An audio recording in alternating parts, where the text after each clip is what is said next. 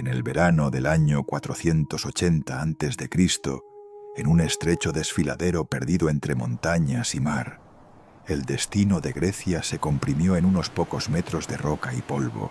Allí, donde el agua hirviente brotaba de la tierra, como si el propio Hades respirara bajo el suelo, una muralla humana de bronce y madera esperó sin temblar el choque de un imperio. Frente a ellos, más allá de la bruma matutina, se extendía un mar de lanzas, estandartes y cascos resplandecientes, una marea persa que parecía no tener fin. Eran pocos, lo sabían, pero cada uno de esos hombres había nacido y sido moldeado para un único propósito: resistir. En el corazón de esa línea inmóvil, un rey de barba oscura y mirada imperturbable observaba el horizonte como quien mira a la muerte a los ojos. Leónidas de Esparta, rodeado por sus 300 hoplitas, no era solo un monarca. Era el rostro de una ciudad obsesionada con la guerra, una sociedad que había convertido el sacrificio en una forma de vida. Sus soldados ajustaban los escudos, hacían sonar las lanzas contra el suelo, y el eco metálico se perdía entre los acantilados como un presagio. Sobre sus cabezas, el sol naciente encendía los penachos escarlata, transformando aquella falange en un muro viviente de fuego y acero. Más allá, al otro lado del paso, avanzaba el coloso, el imperio persa, una máquina de conquista que se extendía desde las llanuras de Mesopotamia hasta las montañas de Anatolia. Había desplegado contra Grecia una fuerza que parecía salida de una pesadilla. Incontables soldados de reinos sometidos, arqueros de ojos afilados, jinetes veloces como el viento del desierto y unidades de élite protegidas por oro y escamas de hierro, marchaban bajo las órdenes de un solo hombre. Jerjes, rey de reyes, contemplaba aquella garganta estrecha, convencido de que ningún puñado de rebeldes podría soportar la furia de su ejército sin rostro. Entre el humo de las antorchas, el rugido de los tambores de guerra y el murmullo sordo del oleaje golpeando las rocas, aquel lugar llamado las Termópilas se convirtió en un escenario casi irreal, suspendido entre el mito y la historia. Allí se enfrentarían dos mundos opuestos: la disciplina férrea de una polis diminuta contra la inmensidad de un imperio, la libertad frágil de las ciudades griegas contra la promesa de sometimiento total. Y mientras el primer cuerno de guerra resonaba en el desfiladero, una verdad terrible se hacía evidente. Algunos de esos hombres habían marchado hasta allí sabiendo que no regresarían, dispuestos a escribir con su propia sangre una de las gestas más asombrosas de la antigüedad. Capítulo 1. El imperio que quería tragarse el mundo. A principios del siglo V a.C., el mundo conocido temblaba ante la sombra de un coloso. Desde las arenas de Egipto hasta las montañas de la India, un solo hombre gobernaba sobre millones de súbditos y comandaba la máquina de guerra más imponente jamás vista. Su nombre era Jerjes, rey de reyes, señor del imperio persa, y su ambición no conocía límites. Mientras tanto, en el extremo occidental de su imperio, una tierra pequeña y fragmentada osaba desafiarlo. Grecia, un mosaico de ciudades-estado independientes que apenas podían ponerse de acuerdo en algo, excepto en una cosa: no se arrodillarían ante ningún rey. La historia de este enfrentamiento épico comenzó años antes, cuando el padre de Jerjes, Darío el Grande, había intentado someter a los griegos. En el año 490 a.C., las fuerzas persas desembarcaron en Maratón y fueron humilladas por los atenienses en una batalla que se convirtió en leyenda. Aquella derrota fue una espina clavada en el orgullo persa, una afrenta que no podía quedar sin venganza. Darío juró que volvería, que traería un ejército tan grande que bebería los ríos hasta secarlos. Pero la muerte lo alcanzó antes de cumplir su promesa, y el peso de la venganza cayó sobre los hombros de su hijo Jerjes. Jerjes heredó no solo un imperio, sino una obsesión. Durante años, el nuevo rey de reyes preparó meticulosamente la invasión más grande que el mundo antiguo había visto. Convocó soldados de cada rincón de su vasto dominio: persas, medos, asirios, egipcios, fenicios, tracios y decenas de pueblos más.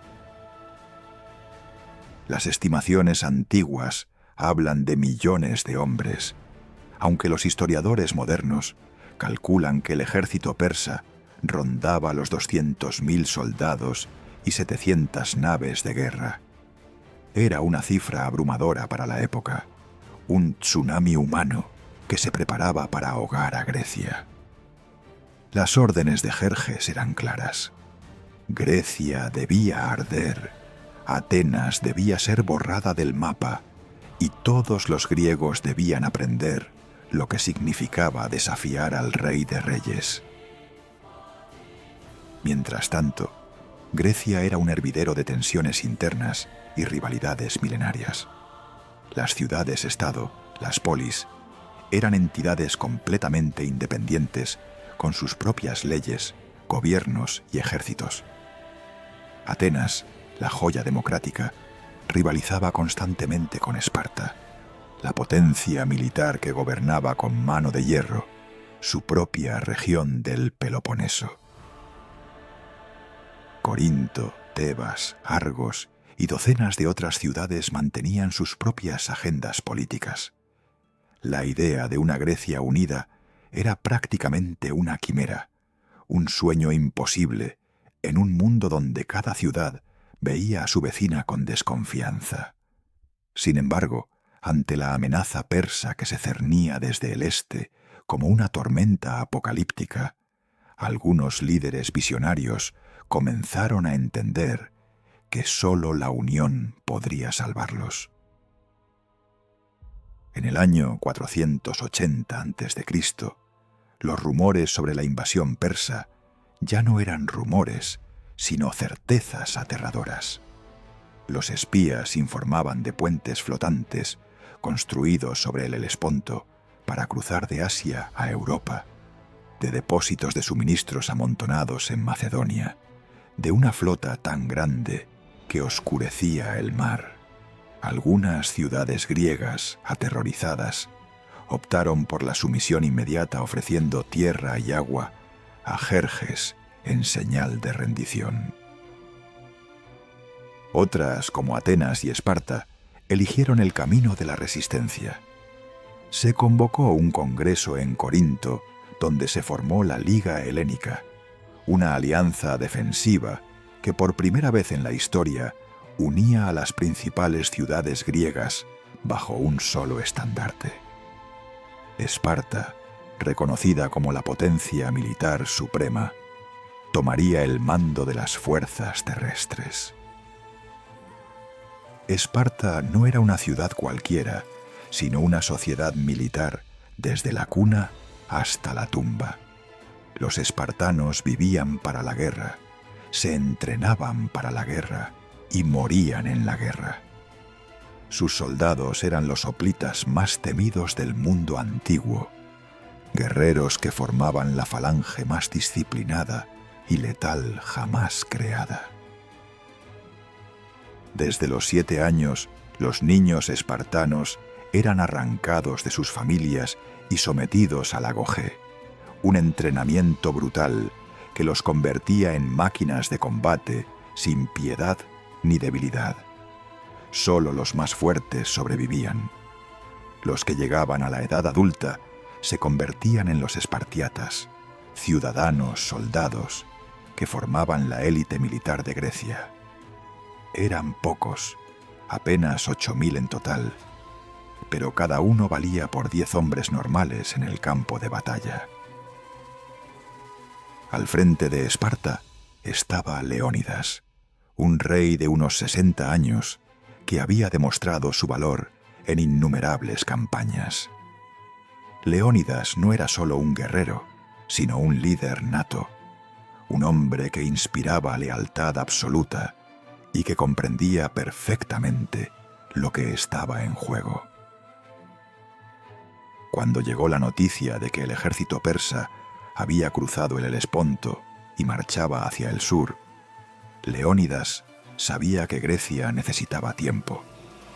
Las ciudades necesitaban evacuar, los ejércitos necesitaban movilizarse y la flota ateniense necesitaba posicionarse.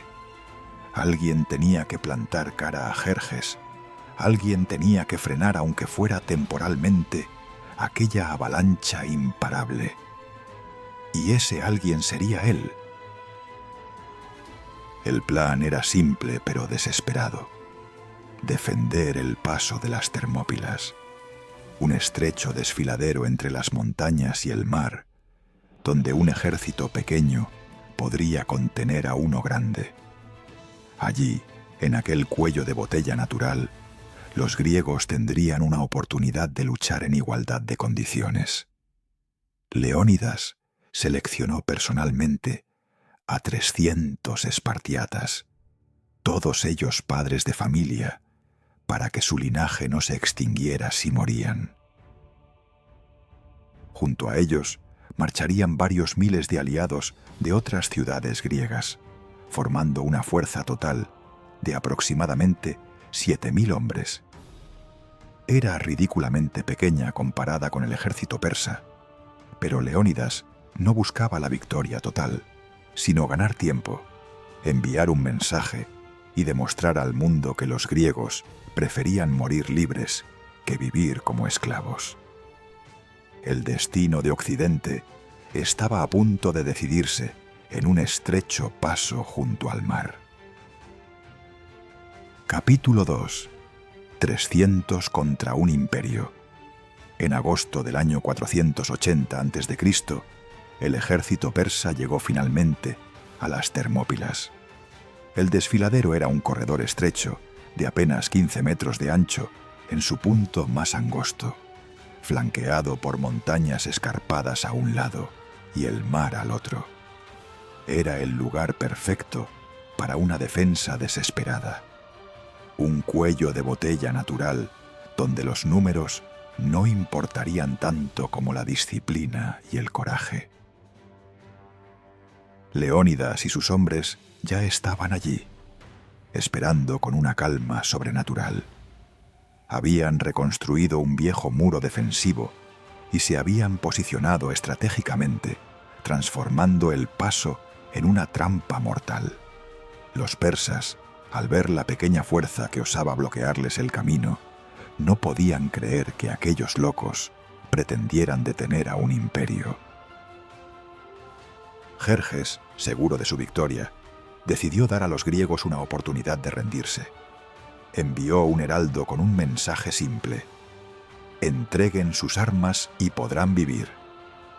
La respuesta de Leónidas pasó a la historia como una de las frases más desafiantes jamás pronunciadas: Molón la ve, que significa ven a tomarlas. Era una declaración de guerra absoluta, un escupitajo en la cara del hombre más poderoso del mundo. Jerjes, incrédulo ante tal insolencia, esperó días pensando que los griegos entrarían en razón al ver la magnitud de su ejército. Pero los espartanos no se movieron ni un centímetro, y cuando el rey persa finalmente perdió la paciencia, ordenó el ataque. El primer día de batalla comenzó con una lluvia de flechas persas tan densa que, según la leyenda, oscurecía el sol. Los espartanos, protegidos tras sus escudos de bronce y el muro reconstruido, dejaron que las flechas rebotaran inútilmente contra sus defensas. Entonces, las primeras oleadas de infantería persa cargaron contra el paso. Pero lo que encontraron no fue una batalla, sino una carnicería organizada. La falange espartana era un muro viviente de escudos y lanzas, una formación tan compacta y disciplinada que ningún enemigo podía romperla. Los persas, acostumbrados a luchar de manera más individualista, chocaban contra aquel muro de bronce y morían por docenas. Cada vez que una oleada se retiraba destrozada, otra avanzaba solo para sufrir el mismo destino. Las tácticas espartanas eran brutalmente efectivas en aquel terreno estrecho.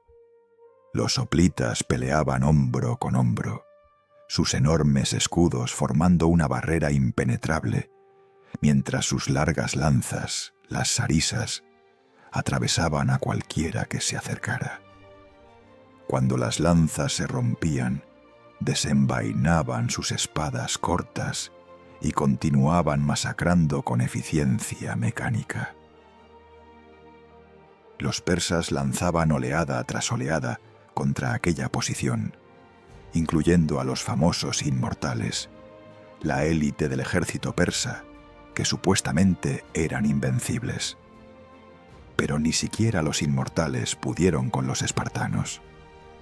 Al caer la noche del primer día, el paso de las Termópilas estaba alfombrado de cadáveres persas, mientras los griegos apenas habían sufrido bajas. Jerjes observaba la masacre desde su trono dorado, incapaz de comprender cómo un puñado de hombres podía infligir tal humillación a su ejército invencible. El segundo día fue idéntico al primero. Oleadas persas estrellándose contra la roca espartana. Jerjes probó diferentes tácticas, envió diferentes unidades, incluso intentó flanquear la posición por mar, pero la flota griega lo impidió. La frustración del rey de reyes crecía con cada hora que pasaba.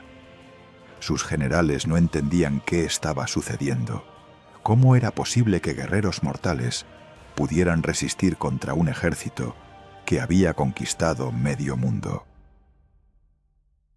La respuesta era simple, pero aterradora. No estaban luchando contra hombres normales, sino contra espartanos, soldados que habían sido criados desde la infancia para ese momento exacto. Para ellos, morir en batalla no era una tragedia, sino el cumplimiento de su propósito vital. La muerte no les asustaba, la esclavitud sí.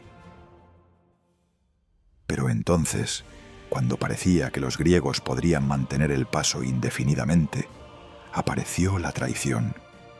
Un pastor griego local llamado Efialtes se presentó ante Jerjes con información que cambiaría todo. Existía un sendero de montaña, el camino de Anopea, que rodeaba las Termópilas y permitía atacar a los defensores por la retaguardia. A cambio de una recompensa generosa, Efialtes guiaría a las tropas persas por aquel sendero secreto. Jerjes, viendo finalmente una salida a su pesadilla, aceptó inmediatamente. Durante la noche del segundo día, un contingente de inmortales comenzó a ascender por aquel camino traicionero, guiados por el pastor que había vendido a sus compatriotas. Los griegos habían posicionado a 1000 focenses para vigilar aquel sendero, pero fueron sorprendidos y dispersados fácilmente por los persas. Cuando Leónidas recibió la noticia al amanecer del tercer día, supo que todo había terminado. Los persas llegarían por su retaguardia en cuestión de horas y la posición se volvería insostenible. Reunió a sus comandantes y tomó una decisión que resonaría a través de los siglos.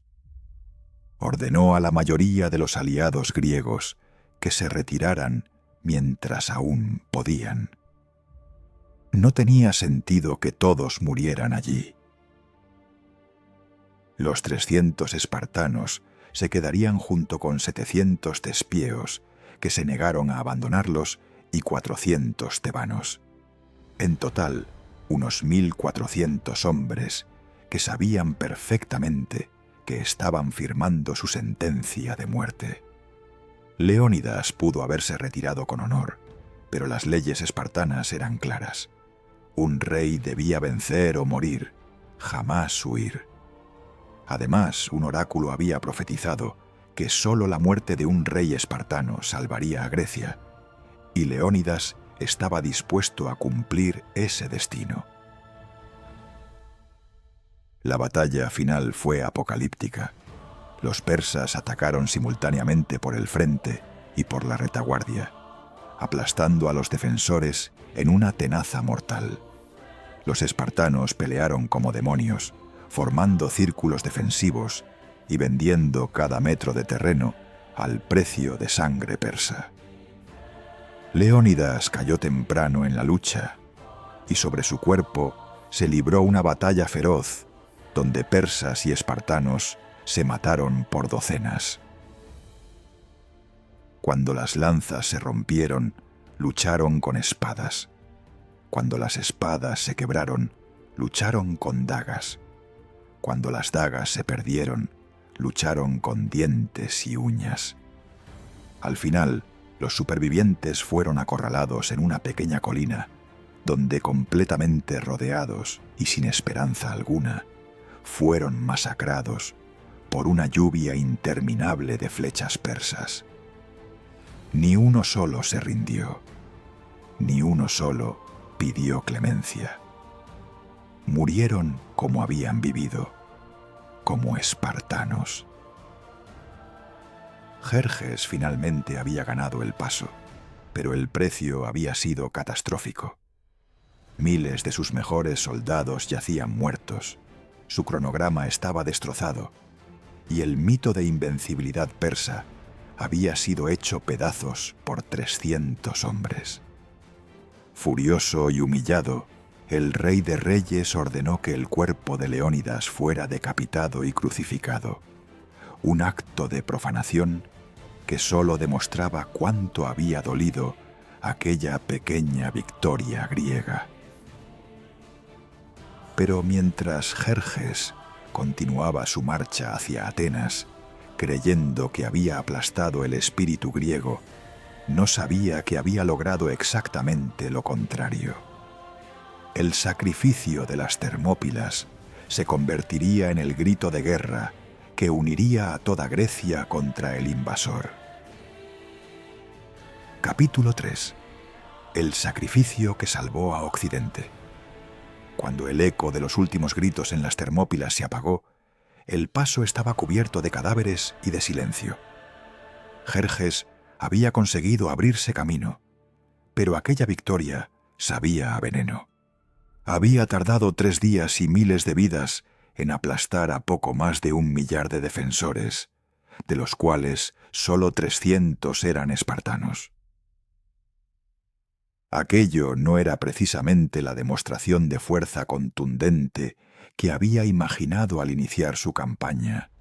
Sin embargo, el rey de reyes siguió adelante convencido de que, a pesar de todo, Grecia estaba rota irreversiblemente. Tras las Termópilas, el camino hacia Atenas quedaba prácticamente abierto. Las ciudades de Beocia cayeron una tras otra, algunas rindiéndose, otras siendo arrasadas sin piedad por el ejército persa. Los atenienses, conscientes de que no podían defender su ciudad en tierra firme, tomaron una decisión desgarradora: evacuar. Mujeres, niños y ancianos fueron trasladados a la isla de Salamina y a otras zonas seguras, mientras que la ciudad quedaba abandonada a su destino. Cuando Jerjes entró en Atenas, no encontró una urbe bulliciosa, sino un cascarón vacío que ardió entre columnas de humo y ceniza. Para el rey persa era la venganza largamente esperada por Maratón. Para los griegos era un auténtico desastre, una herida abierta en el corazón de su civilización. Pero mientras las llamas devoraban los templos de Atenas, algo poderoso estaba ocurriendo bajo la superficie. El sacrificio de Leónidas y sus hombres se había convertido en una leyenda viva que viajaba de boca en boca por todas las polis. Lo que en términos militares había sido una derrota táctica, en términos morales, fue un terremoto. La idea de que 300 espartanos y sus aliados hubieran detenido durante días al mayor ejército de la tierra encendió una chispa de orgullo y rabia en toda Grecia. De pronto, la imagen de Jerjes ya no era la de un dios invencible, sino la de un gigante que podía sangrar. Y si podía sangrar, también podía ser derrotado. Esparta, por su parte, guardó luto por sus muertos, pero no se derrumbó. La muerte de Leónidas no debilitó a la polis lacedemonia, sino que la endureció aún más. Sus reyes y éforos entendieron que el sacrificio en las Termópilas había ganado algo mucho más valioso que un simple retraso. Había creado un símbolo. Un ejemplo extremo de deber y entrega que ninguna otra ciudad griega podía ignorar. ¿Cómo iban a justificar la rendición quienes sabían que otros habían muerto, hasta el último hombre, por la misma causa?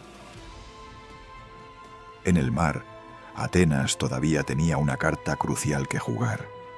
Su flota, construida apresuradamente en los años previos gracias a las ricas minas de plata del Laurión, se había convertido en una fuerza naval temible.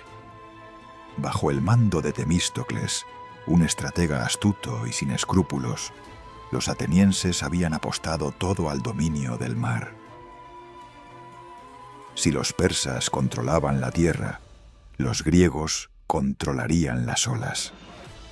Así, la verdadera continuación de la historia de las Termópilas no se escribió en un paso de montaña, sino en las aguas estrechas que rodeaban la isla de Salamina, donde se preparaba una batalla que decidiría el futuro del Mediterráneo. Temístocles comprendió algo fundamental. Jerjes, pese a su poder, era vulnerable a la soberbia.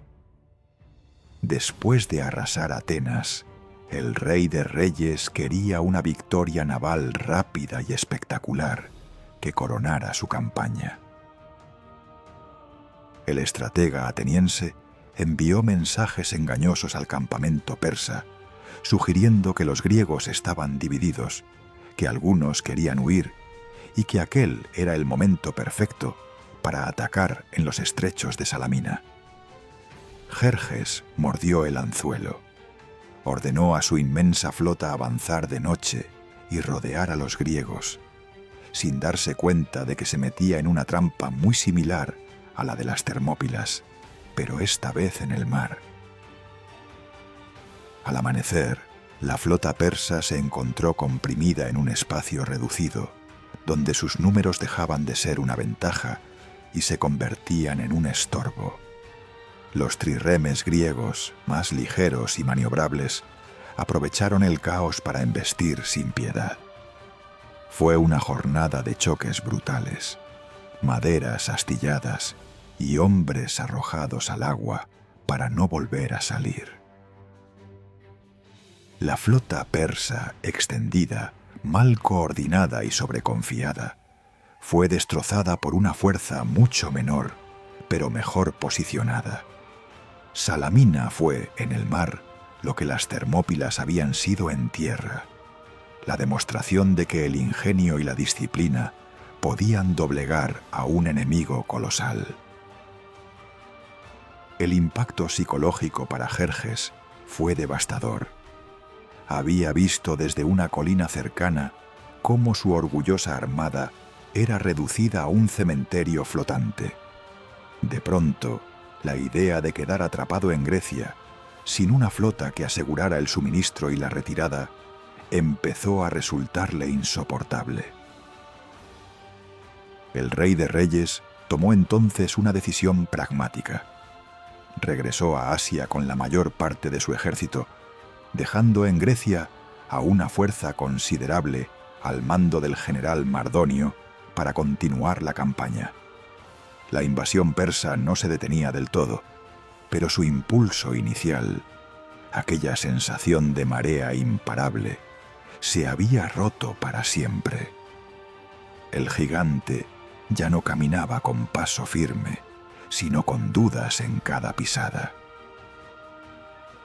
El capítulo final de esta historia se escribió en tierra firme, en la llanura de Platea, al año siguiente. Allí, un ejército griego unido como nunca antes, con Esparta al mando terrestre y Atenas dominando el mar, se enfrentó a las fuerzas persas de Mardonio. Fue una batalla encarnizada, una lucha cuerpo a cuerpo, donde la falange hoplita volvió a demostrar por qué era la pesadilla de cualquier invasor. Mardonio murió en combate y su ejército fue desbandado. Casi al mismo tiempo, en Mícala, la flota griega derrotaba a los restos de la armada persa. Con aquellas dos victorias, la amenaza inmediata de una conquista persa de Grecia desapareció. El monstruo había sido contenido, y el muro de lanzas levantado en las Termópilas había cumplido su función última. Las consecuencias de todo esto fueron enormes, no solo para Grecia, sino para la historia del mundo. La supervivencia de las ciudades-estado griegas permitió el florecimiento posterior del llamado Siglo de Oro de Atenas, con sus filósofos, dramaturgos, historiadores y arquitectos. Sin la resistencia inicial en las Termópilas, es posible que aquella efervescencia cultural jamás hubiera tenido lugar. Imaginad por un momento un mundo sin Sócrates, sin Pericles, sin tragedias griegas y más tarde sin el legado helénico que Roma adoptaría y transmitiría a Europa. La derrota total de Grecia habría cambiado radicalmente el curso de la civilización occidental. Así pues, aquellos 300 hombres, con su sacrificio, habían comprado algo más que tiempo. Habían comprado futuro. A lo largo de los siglos, la historia de Leónidas y sus hombres se transformó en mito, pero un mito con una base muy real. Las Termópilas se convirtieron en símbolo universal de resistencia desesperada contra una fuerza abrumadora, en metáfora de esa lucha desigual, donde lo humano se agiganta frente a lo imposible. Generales, políticos y pensadores de épocas muy diferentes miraron hacia aquel estrecho paso de Grecia buscando inspiración. Una y otra vez, el eco de aquel sacrificio resonó en momentos críticos de la humanidad, recordando que hay cosas por las que algunos están dispuestos a darlo todo.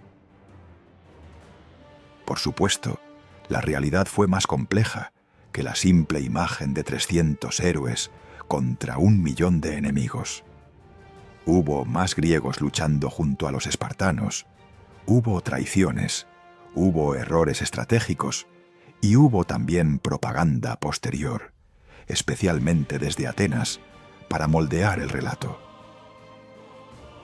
Pero incluso si despojamos a la historia de adornos y exageraciones, el núcleo permanece intacto y poderoso. Un pequeño grupo de hombres eligió conscientemente enfrentar la muerte para frenar a un imperio y dar a su gente una oportunidad de sobrevivir. Esa esencia es la que ha mantenido viva la historia durante más de 2 milenios. En última instancia, la batalla de las Termópilas no puede entenderse solo como un choque militar. Fue también un conflicto de ideas, de visiones del mundo casi opuestas. Por un lado, un imperio centralizado, monárquico y absoluto, que veía a los pueblos como piezas de un tablero inmenso. Por otro, un conjunto caótico de ciudades independientes que empezaban a experimentar con conceptos como ciudadanía, debate público y participación política. No eran democracias perfectas, ni mucho menos, pero estaban abriendo caminos que siglos después serían fundamentales. El hecho de que ese segundo modelo sobreviviera al impacto del primero cambió para siempre la historia humana. Así, cuando se recuerda a los 300 espartanos, no se piensa únicamente en sus lanzas ni en sus escudos, sino en lo que representaron, en aquel mensaje brutal y sencillo de que hay valores que ni siquiera un ejército gigantesco puede aplastar del todo. La sangre derramada en aquel angosto paso de Grecia se mezcló simbólicamente con la tinta de filósofos, legisladores y artistas que construyeron, sobre ese suelo defendido, buena parte de lo que hoy se entiende como cultura occidental.